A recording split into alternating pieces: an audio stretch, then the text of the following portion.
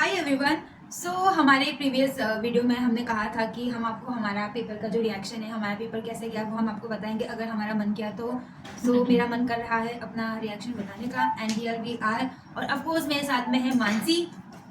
सो हमारा जो एग्जाम था वो था सेकेंडरी एजुकेशन का and there are total 5 questions, right? And each question has 2 options. दो में से हमें एक क्वेश्चन करने थे and each question content 14 marks. I know it's a very weird number. आप लोगों ने सुना होगा 5 मार्क्स का क्वेश्चन है, 10 मार्क्स का है, 15 का है, बट हमारे जो क्वेश्चंस थे वो 14 मार्क्स के थे। सो स्टार्ट करते हैं। पेपर हल के बैठे हैं हम, क्योंकि आज हम बाकायदा पेपर के साथ एनालिसिस करके बताएंगे। तो चलो शुरू करते हैं। यस, पहला जो क्वेश्चन था वो एक तो ये था कि analysis the role of national level agencies in administration and management of secondary education, ठीक है। और इसके और में था discuss the role of NGOs and civil society group in strengthening the secondary education and highlight their focus areas and functions. Guess करो हमने इसमें से कौन सा किया होगा।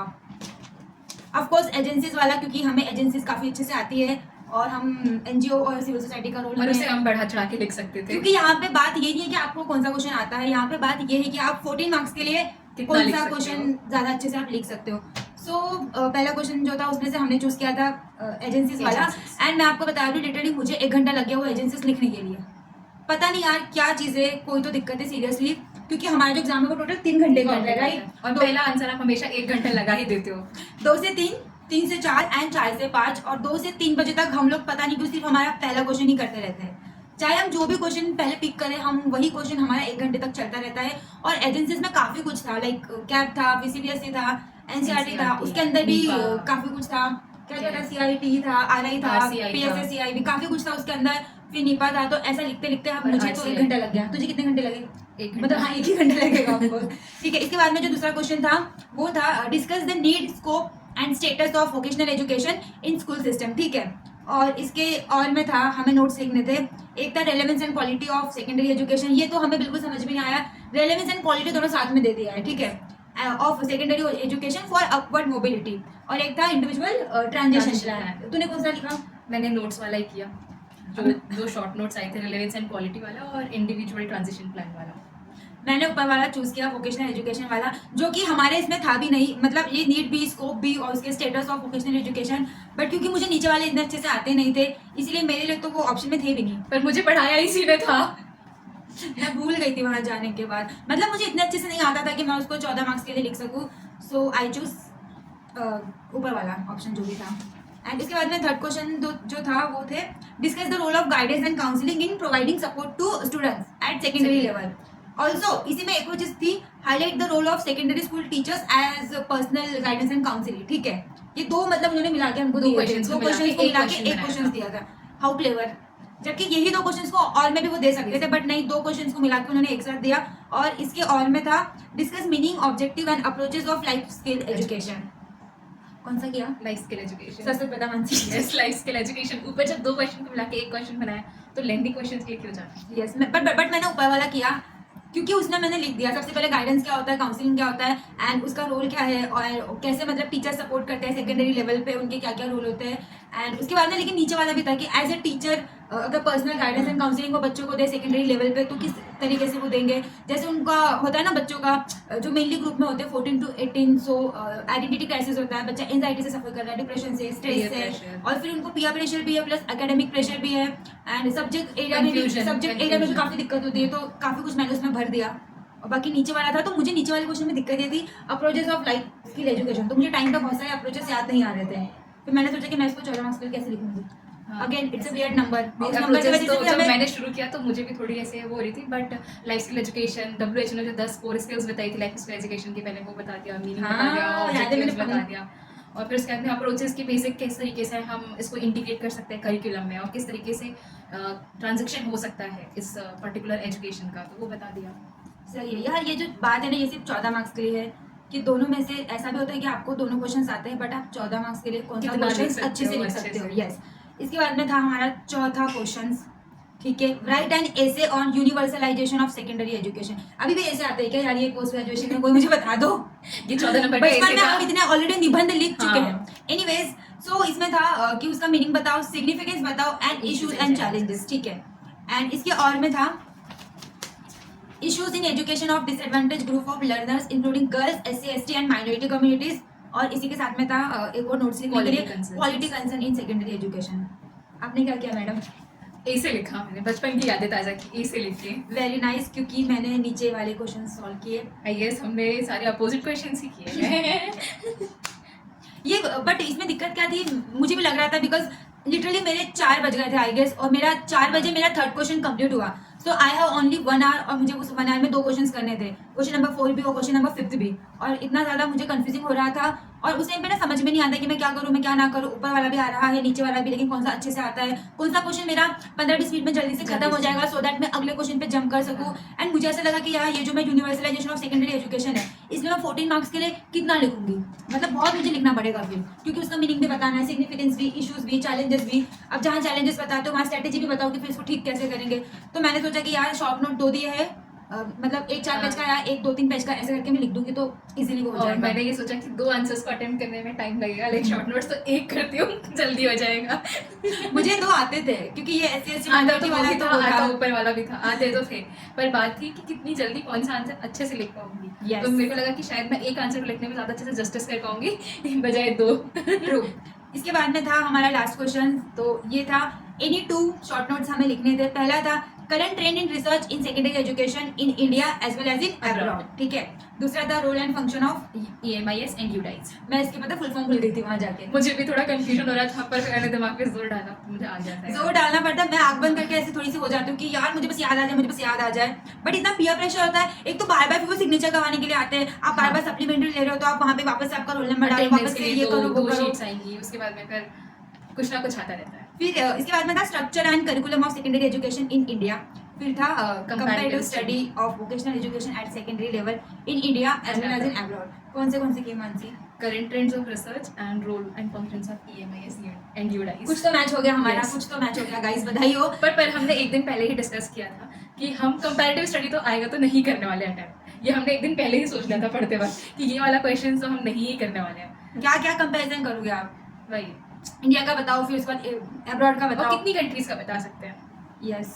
सो जो current trend of research in secondary education in India and abroad था, वो थोड़ा सा इजी नहीं था यार। देखो ऐसा है कि सब कुछ, बट हमने सब कुछ पढ़ा सब कुछ था, हाँ। याद कुछ भी नहीं रहता है हमें, ठीक है। लिखना आपको खुद ही पड़ता है वहाँ हाँ, पे। ओवरऑल हम हमारे मन से ही जितना हमने अंडरस्टैंड किया है उसी को हम घुमा फिरा के अपनी खिचड़ी वहाँ पे पका के आते हैं। अगर हमारी खिचड़ी अच्छी लग गई, स्वाद की लग गई, तो हमें अच्छे मार्क्स आ जाते हैं। और हमारी खिचड़ी अगर नमक मिर्च ज्यादा हो गया तो फिर इवैल्यूएटर उस हिसाब से मार्क्स देता है।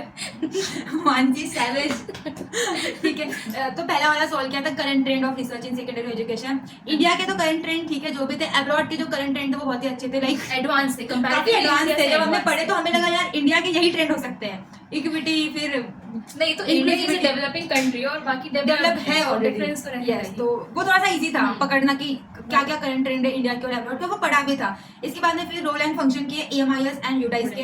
कैसे लिखा इसको बता मुझे? पहले EMIS लिखा, फिर उसका फुल फॉर्म एंड देन उसकी इंफॉर्मेशन, फिर उसके बाद में उसके रोल्स क्या है, क्या क्या वो फंक्शन कर रहा है, वो सारी चीजें लाइक डेटा। बता इसका फुल फॉर्म मानसी। इसका EMIS का education management information system. System, हाँ। अरे यार पता है मैंने यूनाइट्स का unified district information system, information for secondary education या फिर सिस्टम फॉर एजुकेशन।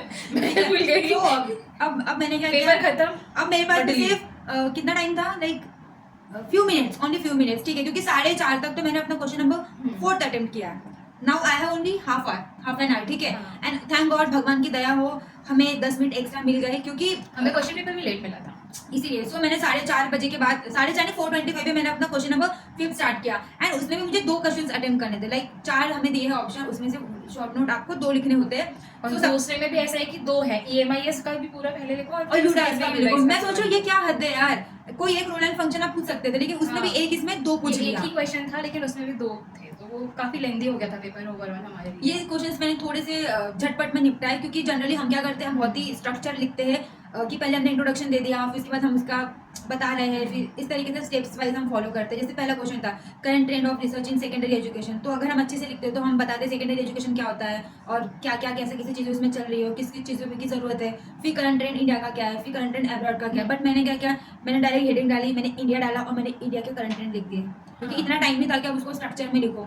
उसके बाद में अब्रॉड लिखा और अब्रॉड के जो भी करंट ट्रेंड्स थे उसको लिख दिया, और जो भी ट्रेंड्स थे उसको मैं ज़्यादा एक्सप्लेन भी नहीं किया, बिकॉज भाई इंडिया का भी बताना है, अब्रॉड का भी बताना है, एंड इतना टाइम नहीं था। और जब मैं नीचे वाले क्वेश्चन पे आई, मैंने भी वही लिखा EMIs और यूडाइज, तो मैंने direct role and function heading डाली, ठीक है।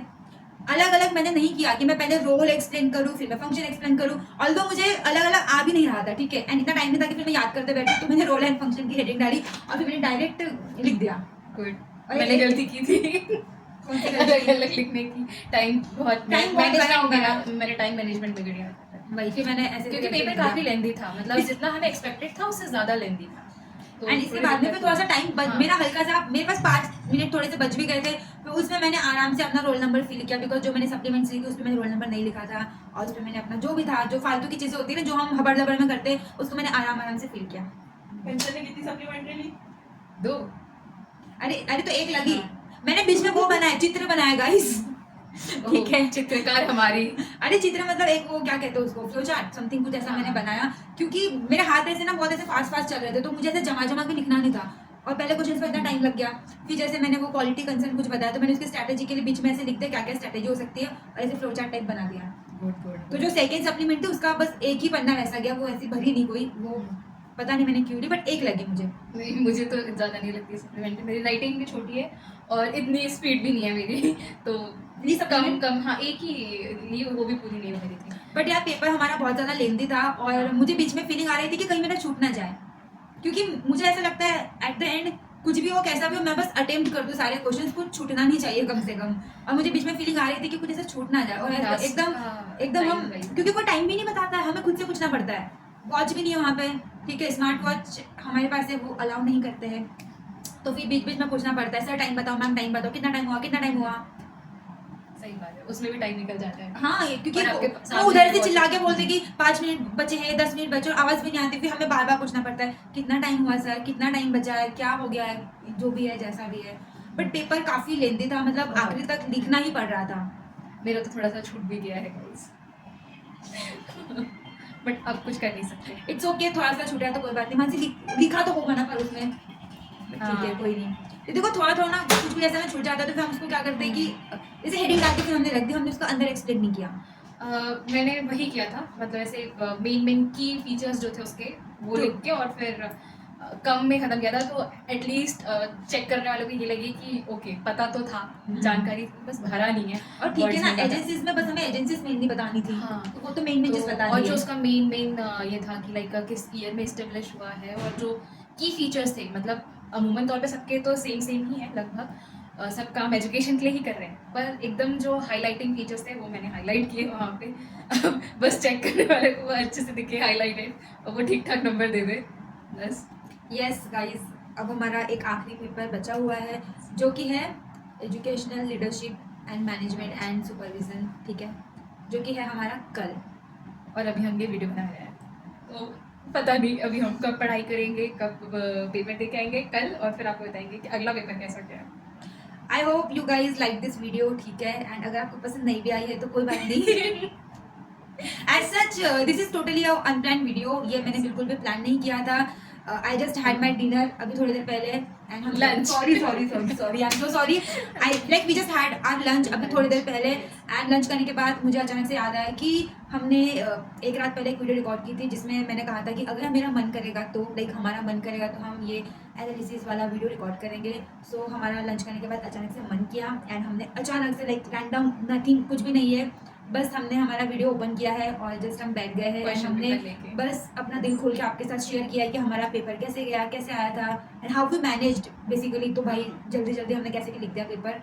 सो या that is all about today, and अगर आपको वीडियो अच्छी लगी हो तो चैनल को सब्सक्राइब और वीडियो को लाइक करना मत भूलना, और शेयर भी जरूर करें। यस Bye शेयर भी bye। कर देना गाइस, ठीक है, अपने कुछ ऐसे दोस्तों को जो एक रात पहले पढ़ते हैं और फिर हबड़ दबड़ में हमारे जैसा पेपर देके आते हैं। आपकी भी मेमोरीज होंगी अपने दोस्तों के साथ ऐसी ही एक रात पहले बैठ के पढ़ने की, Yes, तो आप yes, उनके साथ yes. जरूर बेसिकली share करें। Hostel life is all about ना ये सब कि एक रात पहले आप बैठ के पढ़ रहे तुम हो। मुझे ये पढ़ा दे, मैं तुझे ये पढ़ा हाँ। देता हूँ, पढ़ा देती हूँ, वैसे ही चलता है। यस, सो आई होप आपको ये वीडियो पसंद आई हो, एंड अगर पसंद आई हो तो वीडियो को लाइक और चैनल को सब्सक्राइब करना मत भूलना। Bye bye.